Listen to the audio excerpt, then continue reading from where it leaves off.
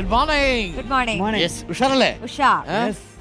പക്ഷേ ഗവർണറും സർക്കാരും തമ്മിൽ അത്ര ഉഷാറില്ല. ഭാരതാംബയുടെ പേര് അതെ, അല്ലേ? യഥാർത്ഥത്തിൽ എന്താണ് റോഷിയുടെ അഭിപ്രായം? ഭാരതാംബയുടെ മുൻപിൽ ആ പടത്തിൽ പുഷ്പാർച്ചന നടത്തിക്കൊണ്ട് തുടങ്ങണോ സർക്കാർ പരിപാടികൾ? അങ്ങനെ ചെയ്യേണ്ടതില്ല എന്നാണ് വ്യക്തിപരമായ നിലപാട്. ആണോ? അതെന്താ താങ്കൾക്ക് ഭാരതാംബയോട് ഇത്ര വലിയ ഇഷ്ടക്കേട്? അങ്ങനെയല്ല, ഗവർണർക്ക് അങ്ങനെ ഒരു കടുംപിടുത്തം പിടിക്കേണ്ട ഒരു ആവശ്യം ഇല്ലല്ലോ. മാത്രമല്ല, ഗവർണർ രാജ്ഭവനിൽ വെച്ചിരുന്ന ഭാരതാംബ അഭിനീന്ദ്രനാഥ് ടാഗോർ വരച്ച ഭാരതാംബയല്ല.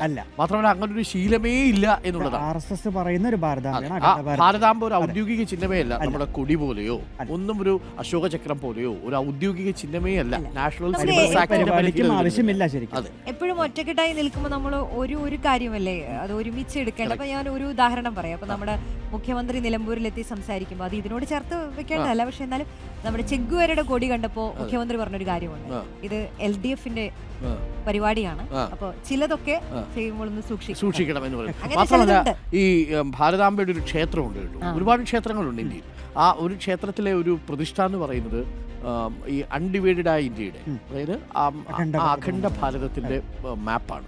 ആ മാപ്പാണ് അവിടുത്തെ ചിത്രമായിട്ട് വെച്ചിരിക്കുന്നത്. അതൊക്കെ നമുക്ക് അംഗീകരിക്കാം. പക്ഷെ ഇത് കാവിക്കുടി പിടിച്ചിരിക്കുന്ന ഒരു ഭാരതാംബയെ അല്ലേ, അത് ഔദ്യോഗികമായിട്ടുള്ളൊരു ചിഹ്നമാക്കി മാറ്റുന്നതിനോട് എതിർപ്പുണ്ട് എന്നാണ് സർക്കാർ പറയുന്നത്.